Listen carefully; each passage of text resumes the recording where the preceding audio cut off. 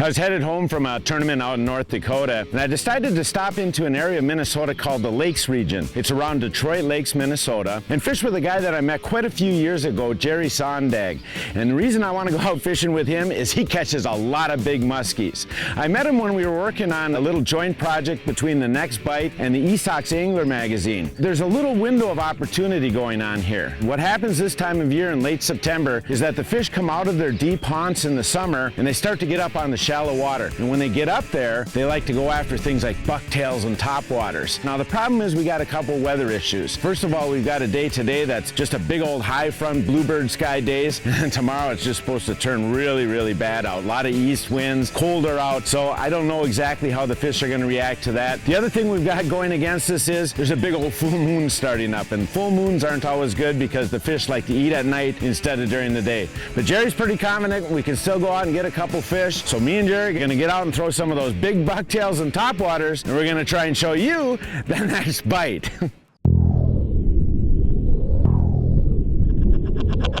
Just looking for the next bite, next bite, next bite, next bite. Just looking for the next bite.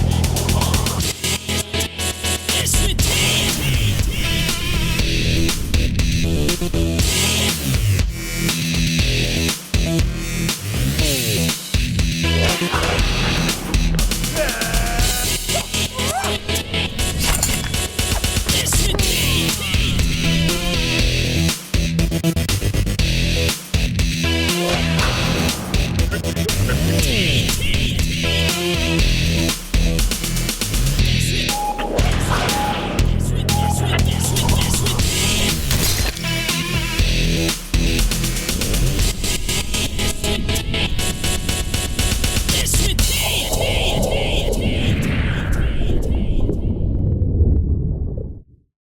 Detroit Lakes, Minnesota is located in the northwest corner of central Minnesota.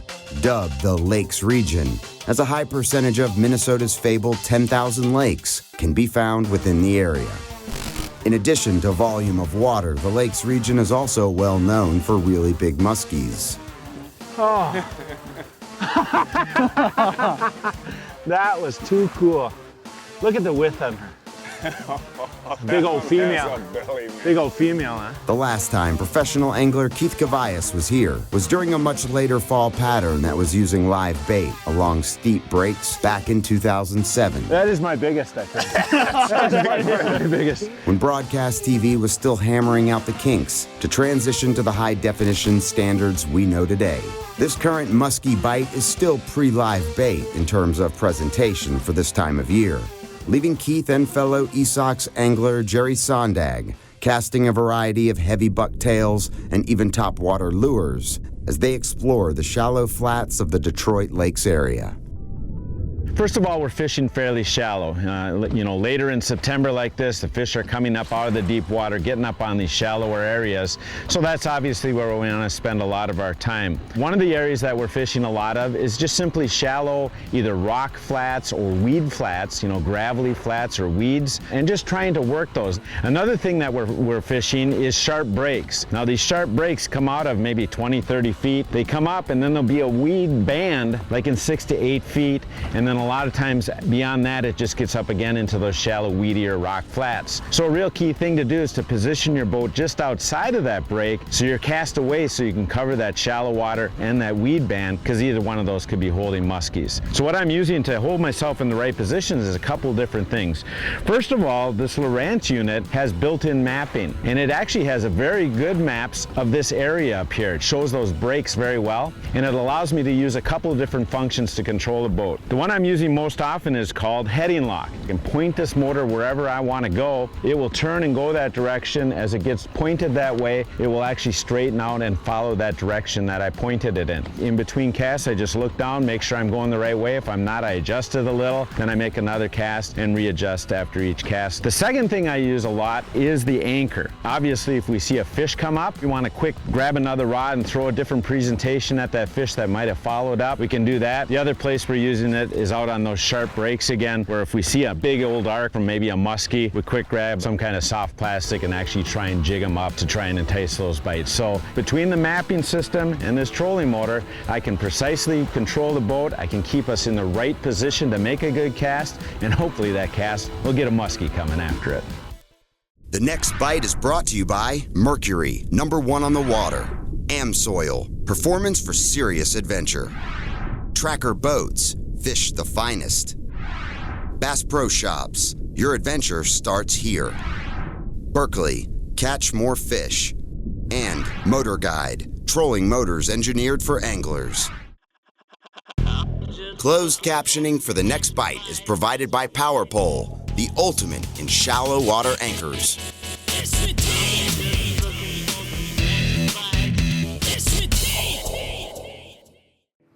You know, when we think about bucktails, we think about Grandpa's bucktail. Squirrel hair, bucktail hair, it was our standard for a long time. But now, with the different varied changes in waters, we have marabou.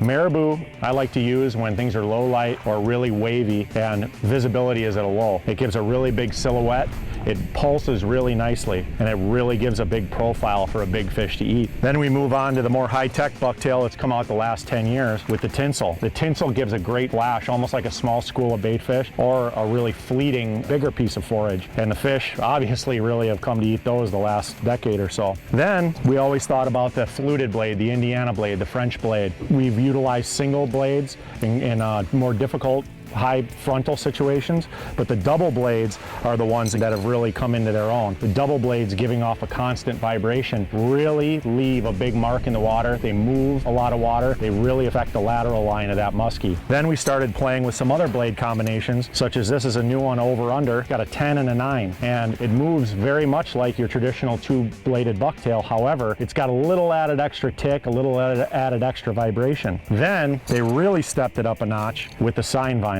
This is basically your standard sign vinyl that's on stop signs, school buses, things like that, for high visibility and low light conditions. Not only does it work in low light conditions, but in high sun conditions it really works as well. I mean, it looks like a police car coming through the water in bright sun, but at night it gathers enough light that you can really see it coming even in a new moon situation. In the history of muskie fishing, bucktails have always been the go-to. And there's nothing wrong with Grandpa's bucktail, but when it's not working, you gotta go high tech. The more time that passes in search of muskies, the more of a relaxed rhythm that you can risk falling into during your casting and especially your retrieve. Cast, retrieve, repeat, repeat, repeat. Being both ready and diligent in your retrieve, no matter how long you go in between bites, even if that means going a little stir crazy. Now I'm praying for the end of time, that's all that I can do. Ooh, ooh. Praying for the end. I'm gonna go out for like American Idol or The Voice. Who sings that song? Milo. Let's keep it that way. Can make all the difference between landing a muskie or being taken completely off guard by one. Little guy. Just faded away. He is way behind it. After all your hard work in finally getting a fish to follow. Here comes one. Here we go. However, sometimes you can do everything right and it still might not be enough. Come on. Oh, I saw you load up. I thought you had him. She keeps flaring on it, but That was a big one. here he is. Darn it. See, now she left. Oh, guy, I went after it twice. But action, even a follow from a muskie, means a waypoint on the graph to come back and revisit, maybe even later that day. You know, this time of year, bucktails are king. But a lot of people think just casting them out and retrieving them is all you really need to do. But in actuality, you know, a lot of varies in speed and direction can really trigger a fish to eat. You're bringing that bucktail in, get a little faster speed, a lot of times that'll trigger that fish to eat. Another thing people do is they fail to do their figure eights correctly. You don't necessarily have to do a figure eight. You can do a big figure O, you can do a big L turn at the boat. You just keep that bait moving quick like you're trying to get away from that fish. Make sure your corners are wide because a big fish needs room to turn. So when you're going in that eight and that fish comes in and eats, you want to make sure you give it the gears in the opposite direction that fish is eating, back towards the fish. A lot of times that fish will hook right up, then you got a heck of a battle on your hands.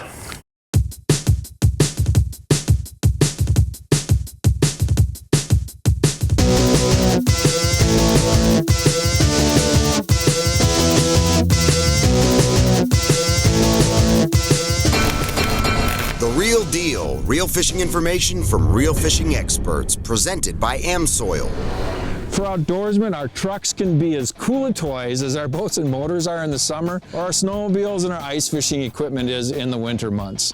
The one thing that I like about trucks is the use of diesel. Diesel trucks give you more power. I like them for towing. They'll tow anything. But as the weather rolls around and gets colder in the winter, many people would think, well, a diesel truck's going to give you problems. Not so much in today's world of diesel trucks. And especially if you use a product like AmSoil's Diesel Injector Clean plus Cold Flow, this stuff will stop any gelling from the cold weather. It'll make your truck start easier in the winter months, and it gives you better fuel economy over the course of those cold winter months. It's pretty easy to use too. All you have to do is roll up to the pumps. You basically can check on the back of the bottle. It tells you exactly how much stuff to put in. It just mixes up automatically when you drive, and you can have the confidence in your diesel truck all winter long that you're not going to have the issues that people thought about in all of the old days. Today's new technology is pretty phenomenal.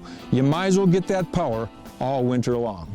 This early fall time, is my favorite time of year because the water temperatures are waning from that summer spike. And, the bait fish, which have been holding out deep off these hard edges, are finally starting to move up into the shallow flats, whether it be a gravel flat, a sand flat, or a weed flat. And the nice thing is if you pay attention to Ma Nature, you can find the loons, the seagulls, and whatnot feeding in 2-3 feet of water, which is often an indicator of where the muskies are too, because they're all feeding on the same thing. There's humongous schools of perch and small sunfish on these lakes up here. And so when you move up shallow to notice where all the activity is, it's not too often that you won't find a muskie up feeding with those birds.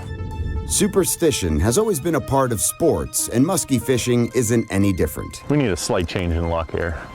No amount of technical prowess in the world can prevent an angler from indulging in even the most bizarre of small but hopeful rituals. What are you going to do to make that happen? Especially if and when they work their magic. Want a big fish, you throw a big lure in the net. Okay.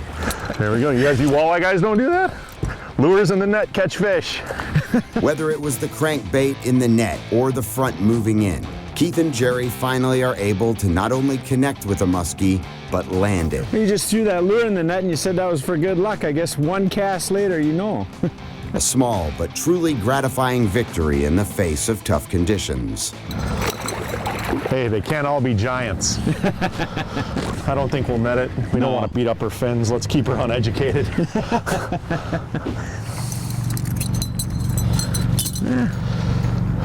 There you go. That's what they look like. It's got teeth, yeah. It smells like a muskie. Smells like a muskie.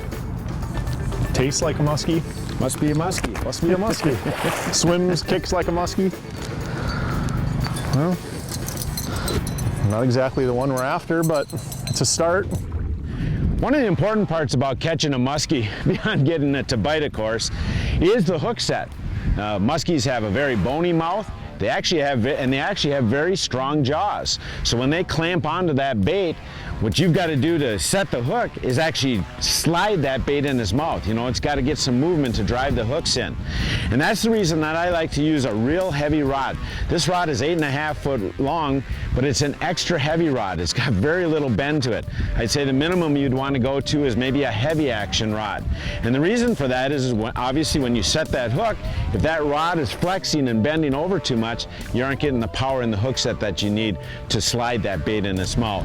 The second thing you'll want to look at is a no stretch line to actually transmit all of that power to the hook set. But a lot of people ask on the line, why do you need 80 or 100 pound test braid when these fish, the world record's only 60 some pounds? Why do you need such a heavy line?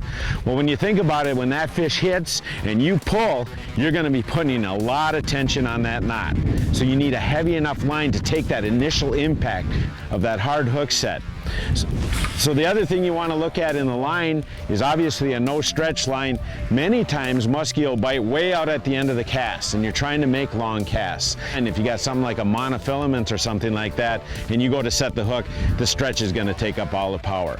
So look at a heavy action rod, look at a no stretch line, and get that 80 to 100 pound test so you can drive those hooks home and get that fish in the boat.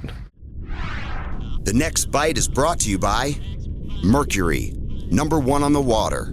Amsoil, performance for serious adventure. Tracker boats, fish the finest. Bass Pro Shops, your adventure starts here. Berkley, catch more fish. Mustad, stay sharper longer. LOWRANCE, find, navigate, dominate. MotorGuide trolling motors engineered for anglers. Strike King, legacy of domination for 50 years. And PowerPole, swift, silent, secure.